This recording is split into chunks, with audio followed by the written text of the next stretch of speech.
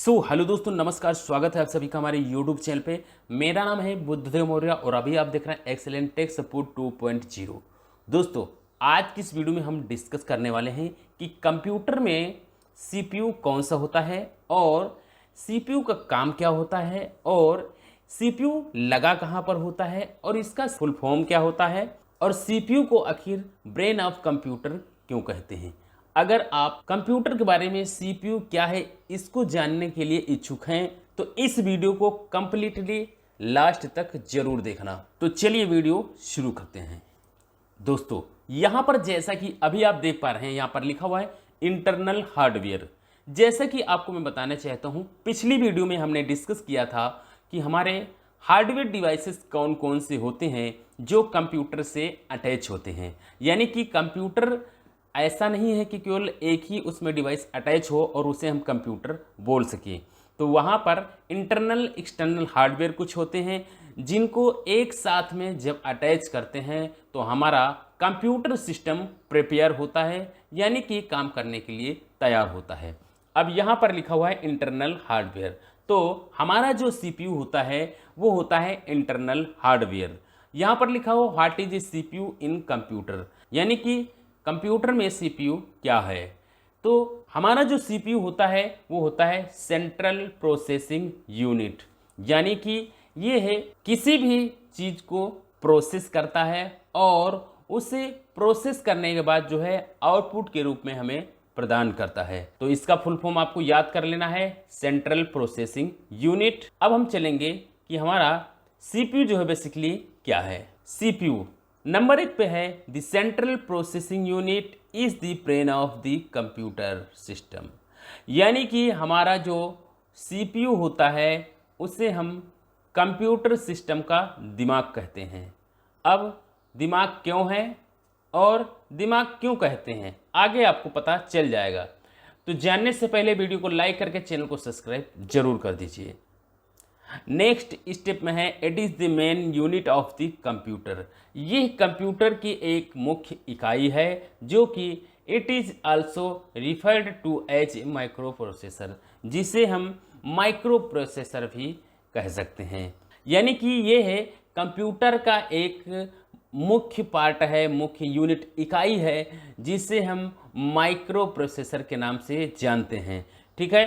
Third step में लिखा हुआ है it execute the instruction given by computer program. ये है कंप्यूटर प्रोग्राम के द्वारा दिए गए निर्देशों को एग्जीक्यूट करता है and control all task a computer has to perform.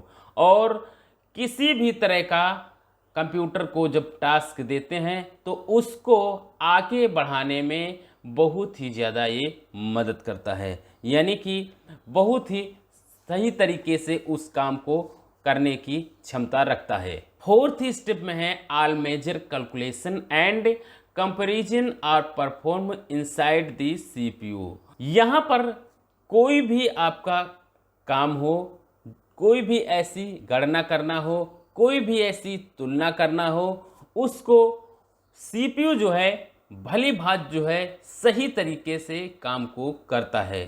It can also be called the system unit. जो हमारा कंप्यूटर का काम करने का तरीका होता है इसे हम सिस्टम यूनिट भी कह सकते हैं। यानी कि कैलकुलेशन करना हो या किसी भी प्रकार की कोई तुलना करना हो या कोई भी ऐसा काम करना हो उसे हम क्या कहते हैं, सिस्टम यूनिट कहते हैं। नेक्स्ट स्टेप में लिखा हुआ है the CPU is a small silicon chip that contains million of transistors that performed numerous functions.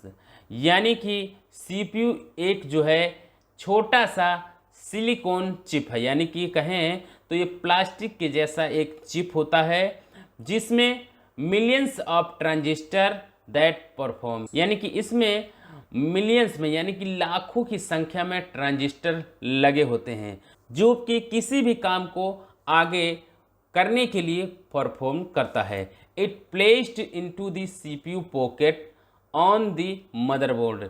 ये जो होता है मदरबोर्ड के ऊपर एक छोटी सी जगह पर लगा होता है। अब यहाँ पर देखिए बहुत सारे जो लोग रहते हैं वो जो ये बॉक्स दिख रहा है इसे ही CPU बोलते हैं, लेकिन एक्चुअली में ये है CPU नहीं होता है।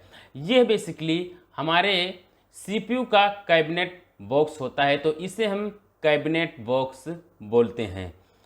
और यहाँ पर जो भी आप देख पा रहे हैं ये सारे इंटरनल हार्डवेयर डिवाइसेस होते हैं जो इस बॉक्स के अंदर फिक्स होते हैं, यानी कि एक दूसरे के साथ अटैच्ड होते हैं।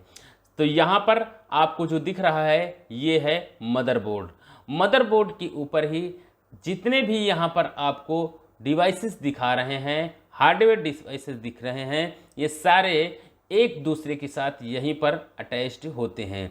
यहाँ पर देखेंगे पावर सप्लाई है, ये इसी में जो फैन लगा हुआ है पावर सप्लाई का फैन है।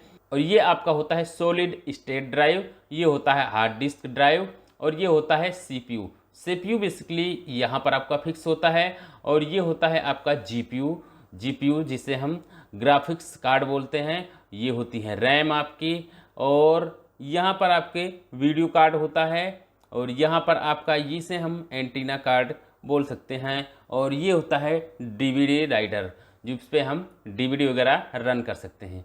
तो इतने सारे जो हार्डवेयर डिवाइसेस हैं ये सारे अटैच होते हैं इस बॉक्स के अंदर। इस बॉक्स के अंदर जब लग जाता है देन उसके बाद जो है इसे हम CPU कह भी सकते हैं, क्योंकि सारे जो होते हैं इसी के अंदर डिवाइसेस अटैच हो जाते हैं। अब यहाँ पर देखिए जो हमारा CPU था, हमने कहा था इसे हम माइक्रो प्रोसेसर बोलते हैं। माइक्रो प्रोसेसर क्यों बोलते हैं? क्योंकि यहाँ पर बहुत सारे छोटे छोटे माइक्रो की संख्या में ट्रांजिस्टर लगे होते हैं, और यही इन्हीं की मदद से कोई भी ऐसा टास्क जो भी हम देते हैं कंप्यूटर को वो भली भांति जो है सही तरीके से काम करने की क्षमता रखता है। यहाँ पर देखिए जो भी आपको हम दिखाए हैं ये बेसिकली ओपन है, और ये जो है आपका ये कैप लगा हुआ है ऊपर से, तो ये CPU आपका पूरा कंप्लीटली है जो कि यहाँ पर मदरबोर्ड के ऊपर इस तरह से फिक्स हो जाता है। अब यहाँ पर देख पा रहे हैं ये फैन होता है। जब इसको हम यहाँ पर रख देंगे तो उसके बाद जो है इस कूलिंग फैन को यहाँ पर अटैच कर देते हैं। अटैच इसलिए करते हैं क्योंकि कोई भी ऐसा काम जब भी हम कंप्यूटर से करवाते हैं तो माइक्रो प्रोसेसर जो होता है इसके ट्रांजिस्टर जो होते हैं वो हीट होना शुरू हो जाते हैं, समझ रहे हैं। देन उसके बाद जो है उसी हीटिंग को एब्जॉर्ब करने के लिए यहाँ पर कूलिंग फैन को लगाया जाता है, जिससे हमारे ट्रांजिस्टर जो हैं खराब ना हो और हमारा CPU जो है लॉन्ग टाइम तक चल सके। अब यहाँ पर the CPU has mainly 3 components, यानी कि जो हमारा CPU होता है उसमें 3 कंपोनेंट होते हैं। क्या क्या होते हैं चलिए समझते हैं।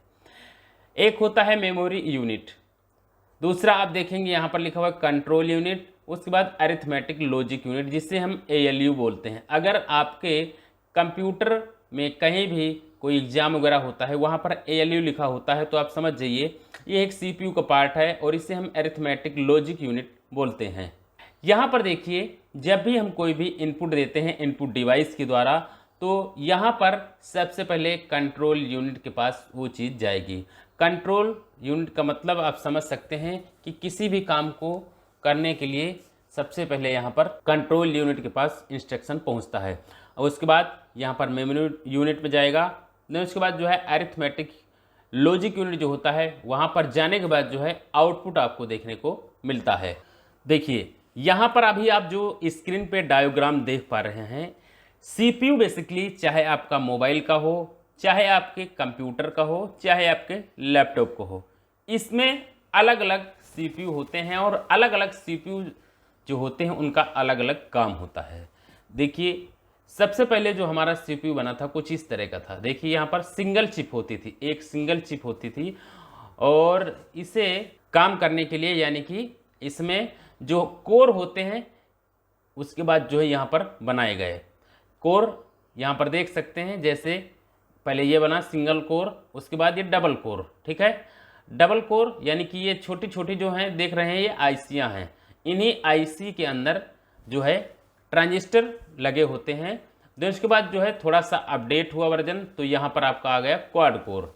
क्वाड कोर में छोटे छोटे जो ट्रांजिस्टर होते हैं उनको एक 4 समूह में डिवाइड कर दिया गया, ठीक है।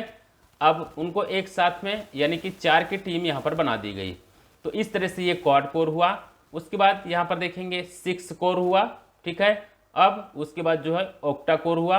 ऑक्टा कोर में देखेंगे यहाँ पर 8 कोर आपको देखने को मिल रहे होंगे, यानी कि यहाँ पर 8 ग्रुप हैं।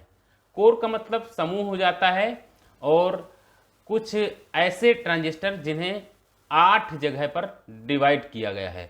अब उनको बता दिया गया है कि आपका ये काम है और उनका दूसरा काम है। तो इस तरह से सबका अलग अलग काम होता है। अब यहाँ पर मल्टी कोर में देख सकते हैं 8 से ज़्यादा जहाँ पर कोर लगे होंगे, कोर बने होंगे, चिप जो है आईसियाँ लगी होंगी, उन्हें हम मल्टी कोर बोलेंगे।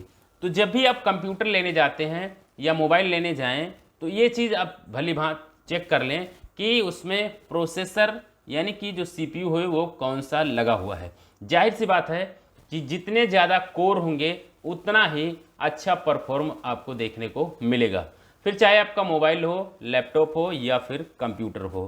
तो इस तरह से आपको समझ जाना है कि जिसमें ज़्यादा कोर होंगे वही जो है अच्छा जो है परफॉर्म करेगा, ठीक है। अब यहाँ पर समझने वाली बात है कि कोर बेसिकली क्या होता है। कोर मतलब एक प्रकार से समूह हो जाता है। ये आपकी एक प्रकार से आईसी हो गई, इसमें बहुत सारे ट्रांजिस्टर लगे हो गए, तो इनका अलग अलग सभी का काम डिवाइड कर दिया गया। तो अलग अलग जो काम हो गया तो अलग अलग जो है काम करने की इनकी क्षमता हो गई। जैसे आप अभी मोबाइल खोलते होंगे तो उस पर आपने यूट्यूब भी खोल लिया, फेसबुक भी खोल लिया, इंस्टाग्राम भी चला रहे हैं, व्हाट्सअप भी चला रहे हैं, तो ये फिर कौन देखेगा। जितने ज़्यादा आपके कोर होंगे तो अलग अलग जो भी आपकी बैकग्राउंड में फाइल खुली होंगी, ये सारा प्रेशर कौन झेलेगा, सीपीयू में लगे जो कोर होते हैं इन्हीं को सारा प्रेशर झेलना होगा। अब यहाँ पर जैसे सिंगल चिप लगी हुई है, सिंगल चिप में ही अगर मल्टी आप फाइल खोलोगे तो क्या करेगा, वो हैंग होना आपका मोबाइल शुरू हो जाएगा।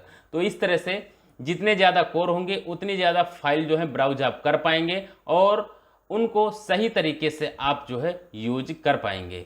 अब यहाँ पर अभी आपको हमने बताया था कंट्रोल यूनिट।